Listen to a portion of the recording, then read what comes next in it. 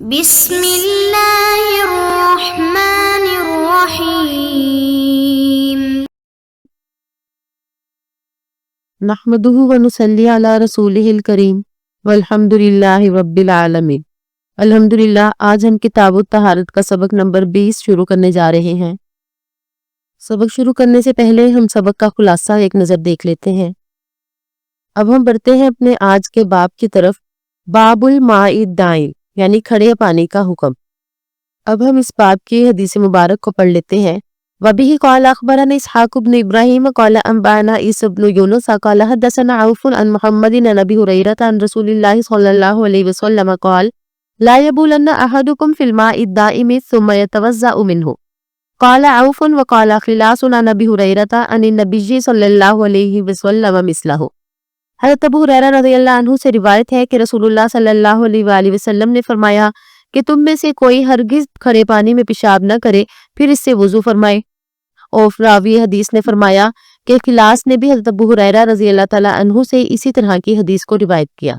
اس سے معلوم ہوا کہ اس روایت میں اوف رحمہ اللہ کے دو استاد ہیں، محمد بن سیرین اور خلاس۔ انہوں نے دونوں سے اس حدیث کو روایت کیا۔ اب ہم حدیث مبارک کے راویوں کے بارے میں مختصر سا جان لیتے ہیں۔ اس حدیث مبارک کے پہلے راوی اسحاق بن ابراہیم ہے، ان کا تذکرہ ہو چکا، اور دوسرے راوی عیسیٰ بن یونس، ان کا ذکر بھی حدیث نمبر 8 کے تحت ہو چکا، اور تیسرے راوی اوف ہیں اور یہ بھی ثقہ راوی ہیں۔ امام نسائی، ابن سعد اور ابن معین رحمہ اللہ نے انہیں ثقہ راویوں میں شمار کیا۔ اس حدیث مبارک کے چوتھے راوی محمد بن سیرین رحمہ اللہ ہیں، جو کہ اپنے وقت کے امام تھے۔ آپ رحمہ اللہ کے لیے کئی ائمہ کرام نے تعریفی کلمات کہے۔ اور پانچویں راوی حضرت ابو ہریرہ رضی اللہ تعالیٰ عنہ ہیں، ان کا تذکرہ حدیث نمبر 1 کے تحت گزر چکا۔ اور چھٹے راوی خلاس ہے، ان سے مراد ابن عامر۔ حدیث مبارک کو امام نسائی کے علاوہ امام بخاری نے اور دیگر ائمہ کرام نے اپنی کتب میں نقل کیا۔ اس حدیث مبارک میں جو لفظ آیا لا یبولن، اس میں لا ناہیہ ہے اور نون تاکید کے لیے ہے۔ اس کا ترجمہ ہم یہ کرتے ہیں کہ ہرگز نہ کرے یا قطعاً نہ کرے۔ اور الدائم اس سے مراد الراکد ہے، یعنی ٹھہرا ہوا پانی، یعنی وہ پانی جو بہتا ہوا نہ ہو۔ آپ علیہ السلام نے فرمایا آگے ثم یتوضأ منہ، تو ثم حرف عطف ہے، اس کا مطلب یہ ہے کہ پہلے وہ پیشاب کر لے پھر اس کے بعد یہ وضو کرے، تو اس سے آپ علیہ السلام نے منع فرمایا۔ اس حدیث کا بنیادی مضمون نجاست کے احکام بیان کرنا ہے، یعنی اس حدیث سے ہمیں یہ بھی سبق ملتا ہے کہ پانی ایک قیمتی اور ضروری عنصر ہے، اس لیے اس کا احترام کرنا ضروری ہے اور اس کی صفائی کی حفاظت کرنا بھی ضروری ہے۔ اور کھڑے پانی میں آپ علیہ السلام نے پیشاب کرنے سے منع فرمایا۔ اس کی ایک ظاہری وجہ یہ بھی ہے کہ بار بار پیشاب کرنے یا کئی اشخاص کے پیشاب کرنے سے پانی کا رنگ، بو یا ذائقہ بدل سکتا ہے، اور اس میں سب کا اتفاق ہے کہ اگر پانی کے اوصاف میں سے ایک وصف بھی بدل جائے تو پھر وہ پانی ناپاک ہو جائے گا اور پانی ناقابل استعمال ہو جائے گا، اور وضو غسل کرنے والوں کو بھی دقت پیش آئے گی۔ اب ہم اگلی حدیث مبارک کی طرف بڑھتے ہیں۔ وَبِهِ قَالَ أَخْبَرَنَا يَعْقُوبُ بْنُ إِبْرَاهِيمَ قَالَ حَدَّثَنَا إِسْمَاعِيلُ عَنْ يَحْيَى بْنِ عَتِيقٍ عَنْ مُحَمَّدٍ بْنِ سِيرِينَ عَنْ أَبِي هُرَيْرَةَ قَالَ قَالَ رَسُولُ اللَّهِ صَلَّى اللَّهُ عَلَيْهِ وَسَلَّمَ لَا يَبُولَنَّ أَحَدُكُمْ فِي الْمَاءِ الدَّائِمِ ثُمَّ يَغْتَسِلُ مِنْهُ قال ابو عبد الرحمن کانا یعقوب لا یحدث بهذا الحدیث الا بدینار۔ حضرت ابو ہریرہ رضی اللہ عنہ سے روایت ہے کہ اللہ کے رسول صلی اللہ علیہ وآلہ وسلم نے فرمایا تم میں سے کوئی ٹھہرے پانی میں بالکل پیشاب نہ کرے کہ پھر بعد میں اس سے غسل کر لے۔ ابو عبد الرحمن یعنی امام نسائی رحمہ اللہ نے فرمایا کہ یعقوب بن ابراہیم یہ حدیث دینار لیے بغیر بیان نہیں کرتے۔ اب ہم حدیث مبارک کے راویوں کے بارے میں مختصر سا جان لیتے ہیں۔ حدیث مبارک کے پہلے راوی یعقوب اور دوسرے اسماعیل ہیں اور تیسرے یحییٰ بن عتیق ہے، اور یحییٰ ثقہ راوی ہے۔ ابن حبان رحمہ اللہ نے انہیں ثقہ راویوں میں شمار کیا۔ اور چوتھے راوی محمد بن سیرین ہے، ان کا تذکرہ بھی ہو چکا۔ پانچویں حضرت ابو ہریرہ رضی اللہ عنہ ہے، ان کا تذکرہ بھی ہو چکا، اور باقی تمام کا ہم پہلے ذکر کر چکے۔ حدیث مبارک کے آخر میں امام نسائی رحمہ اللہ نے فرمایا کہ یعقوب سے مراد میرے استاد یعنی امام نسائی رحمہ اللہ کے استاد یعقوب بن ابراہیم ہے۔ تعلیم حدیث پر اجرت لینے کے بارے میں اہل علم میں اختلاف ہے۔ بعض کے نزدیک اجرت لینا جائز نہیں اور بعض اسے جائز سمجھتے ہیں، خصوصاً جب محدث تدریس حدیث کے علاوہ کوئی دوسرا کام نہ کرے، اور یعقوب رحمہ اللہ کے نزدیک اس پر اجرت لینا جائز ہے، اس لیے وہ یہ حدیث بیان کرنے پر اجرت لیتے تھے۔ لہٰذا اگر کوئی ضرورت مند ہے تو وہ اجرت لے سکتا ہے اور اس میں کوئی حرج نہیں، اگر بلا ضرورت اجرت لی جائے اور اسی طرح کشائش کے باوجود اس کی حرص و طمع رکھنا یہ اخلاص کے منافی ہے، لہٰذا اس سے اجتناب کرنا چاہیے۔ واللہ عالم بالصواب۔ اب ہم اگلے باب کی طرف بڑھتے ہیں، باب ماء البحر یعنی سمندری پانی کا حکم۔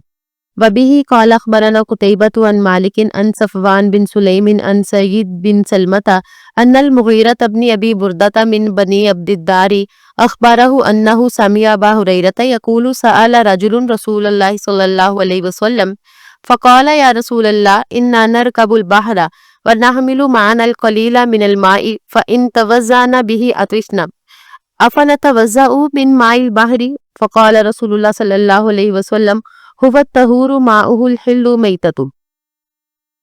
حضرت ابو ہریرہ رضی اللہ عنہ سے روایت ہے کہ ایک آدمی نے رسول اللہ صلی اللہ علیہ وآلہ وسلم سے پوچھا کہ ہم سمندری سفر کرتے ہیں اور ہم اپنے ساتھ تھوڑا بہت پانی لے جاتے ہیں، چنانچہ اگر ہم اس سے وضو کریں تو ہم پیاس سے رہ جائیں گے، تو کیا ہم سمندری پانی سے وضو کر لیا کریں؟ تو رسول اللہ صلی اللہ علیہ وآلہ وسلم نے فرمایا کہ سمندر کا پانی طاہر و مطہر ہے اور اس میں مر جانے والے جانور حلال ہیں۔ اب ہم اس حدیث مبارک کی سند کے بارے میں مختصر سا جان لیتے ہیں۔ اس حدیث مبارک کے پہلے راوی قتیبہ بن سعید جن کا تذکرہ ہو چکا اور دوسرے راوی مالک ہیں، ان کا ذکر بھی ہم نے کر لیا، اور تیسرے راوی صفوان ہیں، ابن معین رحمہ اللہ نے انہیں بھی ثقہ راویوں میں شمار کیا، اور چوتھے راوی سعید بن سلمہ ہیں، امام نسائی رحمہ اللہ اور ابن حبان رحمہ اللہ نے انہیں بھی ثقہ راویوں میں شمار کیا۔ حدیث مبارک کے پانچویں راوی مغیرہ بن ابو بردہ ہیں، اور بعض حضرات نے فرمایا کہ حضرت ابو ہریرہ اور مغیرہ کے درمیان ان کے والد کا واسطہ بھی ہے، لیکن ابن حبان رحمہ اللہ نے فرمایا کہ حضرت مغیرہ نے حضرت ابو ہریرہ رضی اللہ عنہ سے اس حدیث کو سنا اور درمیان میں ان کے والد کا واسطہ نہیں ہے، اور چھٹے راوی حضرت ابو ہریرہ رضی اللہ عنہ ہیں، ان کا تذکرہ پہلے ہو چکا۔ اس حدیث مبارک میں ایک لفظ استعمال ہوا افنتوزع، اس میں حمزہ استفہامیہ ہے، یعنی اس حمزہ کا مطلب ہے کیا، فا عاطفہ ہے، اور نتوزع یعنی ہم وضو کر سکتے ہیں، اور حلز بمعنی حلال، اور میتا کا مطلب مردار یا مرا ہوا ہے۔ حال کا سبب یہ تھا کہ سمندری پانی سخت نمکین ہوتا ہے اور اس میں سمندری جانور اور مسافر مرتے رہتے ہیں، تو ان کی گندگی بھی وہیں کی وہیں رہتی ہے، تو ہو سکتا ہے کہ یہ شرعاً ناقابل استعمال ہو، مگر نبی اکرم صلی اللہ علیہ وآلہ وسلم نے وضاحت فرما دی کہ ان سب کے باوجود سمندری پانی پاک ہے۔ سمندری پانی نہ صرف پاک ہے بلکہ یہ دوسری چیزوں کو بھی پاک کرنے کی اہلیت رکھتا ہے، کیونکہ یہ پانی مائع کثیر ہے، اور اللہ تعالیٰ نے اس پانی میں ایسے اجزاء شامل فرمائے کہ اس پانی میں گندگی گرنے کے باوجود تعفن پیدا نہیں ہوتا اور نہ ہی اس کا رنگ بو ذائقہ بدلتا ہے، لہٰذا یہ پاک بھی ہے اور پاک کرنے والا بھی ہے، یعنی اسے وضو وغیرہ بھی جائز ہے۔ آپ علیہ السلام نے فرمایا الحل میتۃ، یعنی سمندری جانور جو سمندر میں مر جائیں گے حلال ہے۔ اس جملے کا ایک فائدہ تو یہ ہوا کہ چونکہ سمندری جانور حلال ہے یعنی مرنے کے بعد بھی، لہٰذا ان کی موت سے پانی ناپاک نہیں ہوگا، اور دوسرا فائدہ یہ کہ ایک مزید حکم معلوم ہو گیا کہ اگر دوران سفر میں کھانے کے لیے ایسا جانور مل جائے تو اسے بلا تردد کھایا جا سکتا ہے۔ اب ہم بڑھتے ہیں اگلے باب کی طرف، باب الوضوء بالثلج یعنی برف کے ساتھ وضو کرنے کا بیان۔ وبه قال اخبرنا علي بن حجر قال حدثنا جرير عن عمارة بن القعقاع عن ابي زرعة بن عمرو بن جرير عن ابي هريرة رضي الله عنه قال كان رسول الله صلى الله عليه وسلم اذا استفتح الصلاة سكت هنيهة وقلت بأبي انت وامي يا رسول الله ما تقول في سكوتك بين التكبير والقراءة قال اقول اللهم باعد بيني وبين خطاياي كما بعثت بين المشرق والمغرب اللهم نقني من خطاياي كما ينقى الثوب الابيض من الدنس اللهم اغسلني من خطاياي بالثلج والماء والبرد۔ حضرت ابو ہریرہ رضی اللہ عنہ سے روایت ہے کہ رسول اللہ صلی اللہ علیہ وآلہ وسلم جب نماز کو شروع کرتے تو آپ کچھ دیر خاموش رہتے، تو میں نے کہا اے اللہ کے رسول صلی اللہ علیہ وآلہ وسلم، آپ پر میرے ماں باپ فدا ہوں، آپ تکبیر تحریمہ اور قرات کے درمیان خاموشی کے وقت کیا پڑھتے ہیں؟ تو آپ صلی اللہ علیہ وآلہ وسلم نے فرمایا میں کہتا ہوں اے اللہ میری اور میری غلطیوں کے درمیان اتنا فاصلہ کر دے جتنا فاصلہ تو نے مشرق اور مغرب کے درمیان کیا ہے، اور اے اللہ مجھے میری غلطیوں سے اس طرح صاف فرما دے جیسے سفید کپڑا میل کچیل سے صاف کیا جاتا ہے، اور اے اللہ مجھے میری غلطیوں سے برف، پانی اور اولوں کے ساتھ دھو دے۔ اب ہم اس حدیث مبارک کے راویوں کے بارے میں جان لیتے ہیں۔ اس حدیث مبارک کے تمام راویوں کا ذکر پہلے ہو چکا سوائے عمارہ بن قعقاع کے، اور یہ بھی ثقہ راوی ہیں۔ ابن سعد رحمہ اللہ نے انہیں ثقہ راویوں میں شمار کیا، اسی طرح ابن معین اور امام نسائی نے بھی ثقہ راویوں میں ان کا شمار کیا۔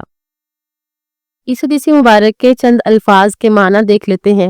اس حدیث مبارک میں ایک لفظ آیا افتتاح، یعنی آپ علیہ السلام جب نماز کو شروع کرتے، یعنی یہ افتتاح بمعنی شروع کرنا ہے۔ اور دوسرا لفظ ایک آیا اللہم، تو اللہم اس کی اصل یا اللہ ہے۔ اور اس میں آیا کہ ساکتا، آپ علیہ السلام خاموش ہو جاتے، تو ساکتا سے مراد یہ ہے ساکتا عن الجہری او عن القراءت بالفاتحہ لا عن الکلام، یعنی کلام سے خاموش ہونا مراد نہیں بلکہ قراءت بالجہر سے خاموش ہونا مراد ہے۔ اور پھر لفظ آیا باعد، یہ ابعد یبعد، ابعاد باب افعال سے ہے بمعنی دور ہونا، اور خطا کا مطلب ہے اسم یعنی گناہ یا ذنبن۔ اور اسی طرح اس میں ایک لفظ آیا دنس، دنس کا صحیح تلفظ یہ ہے کہ دال اور نون کے فتح کے ساتھ اس کو پڑھا جائے بمعنی میل کچیل۔ حدیث کی باب کے ساتھ مطابقت واضح ہے کہ رسول اللہ صلی اللہ علیہ وآلہ وسلم نے برف کو پانی کے برابر ذکر فرمایا، لہٰذا اس سے وضو ہو سکتا ہے۔ اور اس دعا میں پانی، برف اور اولوں کے ذکر سے مقصود یہ ہے کہ میرے گناہوں کو ہر ممکن طریقے سے مجھ سے دور فرما دے، تو ان سے اللہ کی رحمت کی مختلف صورتوں کی طرف بھی اشارہ ہو سکتا۔ اس حدیث مبارک میں برف کو پانی کے قائم مقام فرمایا، تو گویا کہ جس طرح پانی سے وضو ہو سکتا ہے اس طرح برف سے بھی وضو کیا جا سکتا ہے۔ اس میں علماء کا تھوڑا سا اختلاف ہے جسے ہم نے تفصیل کے ساتھ سبق نمبر 2 میں ذکر کر دیا تھا، اور برف کے ساتھ مسح کرنے میں علماء کا اتفاق ہے۔ اپنے سبق کو ہم یہیں پہ مکمل کرتے ہیں۔ امید ہے کہ آپ کو آج کا سبق سمجھ آ گیا ہوگا۔ اب ہم بڑھتے ہیں آج کے درس کے سوالات کی طرف۔ سوال نمبر 1 یہ ہے کہ مذکورہ حدیث میں کس جگہ پیشاب کرنے سے آپ علیہ السلام نے منع فرمایا؟ سوال نمبر 2 کیا سمندر کے پانی کو استعمال کرنے میں کوئی قید ہے؟ سوال نمبر 3 کیا سمندری جانور مرنے کے بعد حلال ہیں؟ امید ہے کہ آپ ان تمام سوالات کے بہترین انداز میں جواب دیں گے۔ الحمدللہ ہمارا آج کا سبق مکمل ہوا۔ اگلے سبق تک کے لیے اجازت چاہوں گی۔ السلام علیکم ورحمۃ اللہ وبرکاتہ۔